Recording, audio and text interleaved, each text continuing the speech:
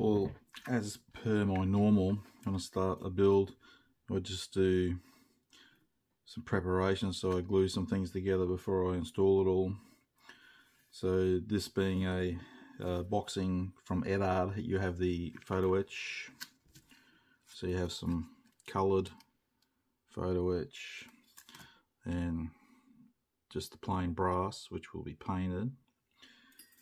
So details from the kit need to be removed, all the raised detail, and Eduard always highlight what needs to be removed. So this is a blow up of here, so I've already sanded back that raised detail. So I started off, I just used that grinding stone, and then I come in with the sanding stick and then some sponge just to clean it off. So before you put on your coloured photo etch, you need to paint the tub, which is, the call out is H317, which listed is just grey, but I haven't got my paint out yet. I'm just sort of preparing wheel bay, so I've put that together, which is here.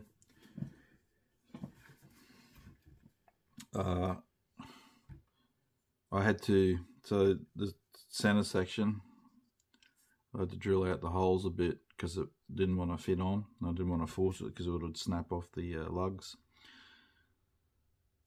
Otherwise it fit together all right. The intake is extremely long on this model, so you will see down it, but painting it's going to be difficult, such a long length. So I'll paint the inside white, glue it together, but then you have to clean up the seam line. I'll get back as far as I can, best I can, and then I'll spray it again, but I won't be able to reach all the way back. And there was some shallow ejection pin marks in it. I don't really think you'd see them ones, but I was cleaning them up anyway while I was doing these. I just put some CA glue on it and I'll sand it back again and paint that up. So they're calling for removal of the plastic on the cockpit section, and they're saying 1.7mm. Excuse me. But what I'll do, this is the part that's going to sit there. I'll just sit that on there and I'll mark it off how far I need to go in. All these lugs here, all these pieces, they got to come off, and then some more of the side of that fuselage. I did measure it, and you can see, I don't know if that shows, I marked it with pencil, but then I thought it might be best to actually check the actual part and see what's going on, because I find this a bit vague as to how far back you need to cut. On one side shows something, the other side shows it a bit different. So and I haven't got it off yet. The instrument panel will need that. Yes, that one, that's it. I'll have to remove that detail as well, sand it back to put on the photo etch. By the looks of it, I need to do the arrestor hook, paint it up early up as it's going in when the fuselage halves go together. And before I get carried away with that, I need to have a look.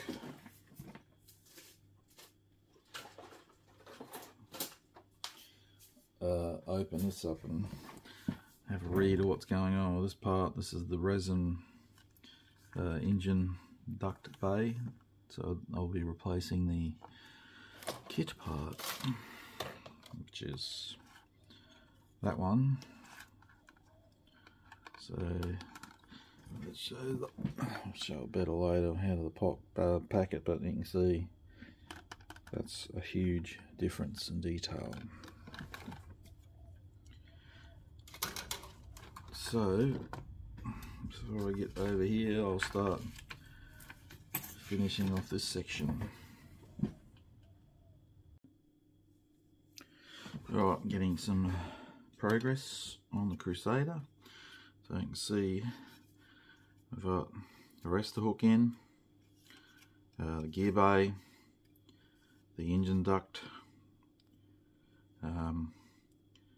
So basically all I'd add, you need to add some wire. I use plastic tube, or solid, it's actually solid rod. It needs to be straight as far as I can tell, and be hard to keep wire dead straight. That's just sitting in there loosely. It's a nice firm fit. That's where the front of the wing will sit on. It's beautiful detail on that, but once the wing's on, you'll have to squint and look down the front to see any of it. It's per usual with all that lovely interior details you get for a kit. Cockpit, not so straightforward. The main instrument panel, to line it up, so it's two layers. You put one layer on that has the markings of the instruments, and then you put the one on top with the bezels. I lined it up with the shape of the kit part, and the bottom of the two pieces were too long, so I had to cut them off, so you're actually losing a bit of detail. You can't raise it up because it's already resting against the coaming above it, so that's just how it is, and it's not the first time I've experienced that with photo etch in a kit. The side panels have slots in them that will line up on the slots you have on the kit part, and fortunately that worked. There's a couple of bits of photo etch on the sidewall as well.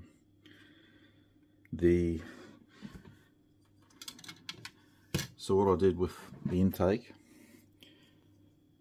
because it's so deep, like I mentioned, it's hard, you won't be able to clean right up. So what I did is I painted probably from here back, I left it as black primer, and I just painted the front because you can't see all the way back, and if you keep it black it makes it darker, and that assists with that viewing up there that you won't see the seam line. So to clean that seam, I went back probably about this far, nearly halfway, and I just cut some piece I use. Of course now I can't find, anyway, no, there it is. Piece of sponge, sanding sponge, just pretty coarse one, and I just had to use tweezers, pinch it, and just work my way in there. I did try sandpaper just wrapped around a bamboo skewer. I did some of that as well. It was a bit, sandpaper kept wanting to fold up because it was so long. So I ended up switching to the sponge, which worked. So you got the tab and the slot on the fuselage wall, and that should just click in like so.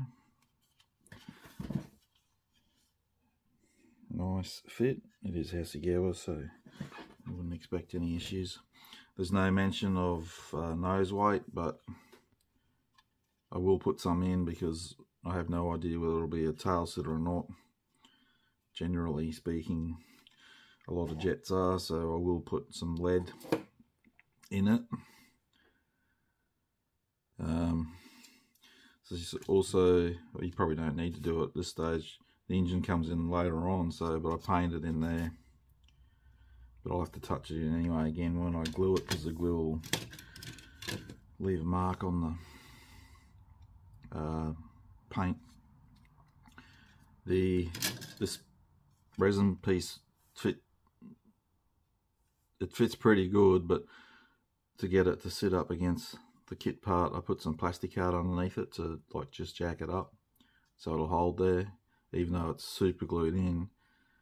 You don't want to down the track get a significant bump and the super glue breaks its join, which it shouldn't, but it's possible, and then it comes away, so it's being held from the bottom as well in position. So now I'm gluing up the control surfaces for the wing, because I'm having the wing up. You can see here the control surfaces of the glare. So the front control surfaces will be angled down, as well as the back will be down further. So before I glue them in position, because they're down, so if they were up, you wouldn't be able to see the join. I'm having them down a bit. I have to clean up these seam joins, otherwise you will see it. Well, that's for the, that sits in there as well. The wing, back of the wing sits on that. Yeah, so I got to clean up these joins. So it's really not a great lot to the kit. Once I get through the wing, it's time to, you're starting to put on, get the landing gear ready, and you put your other bits and bobs on the thing. The fuselage, don't forget, if you're having the pylons on, you need to drill out the holes for them. I bought those bombs, and I had another look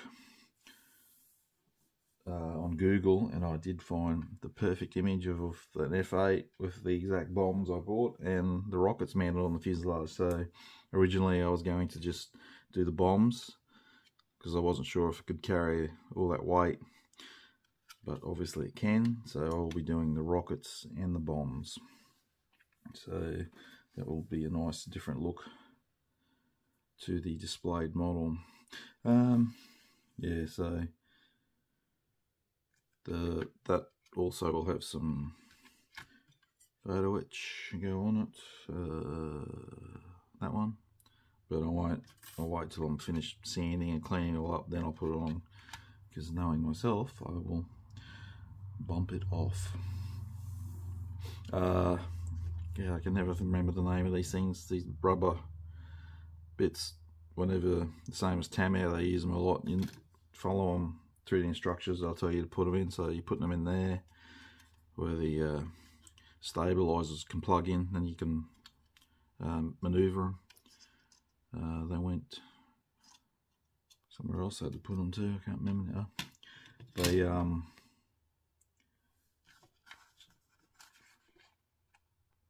the back of the in here, but I honestly don't know why. Oh yeah, the landing gear legs will plug into it, that's why. They're meant to go underneath, but that's a kit part, the engine duct, so you don't use them for the resin one.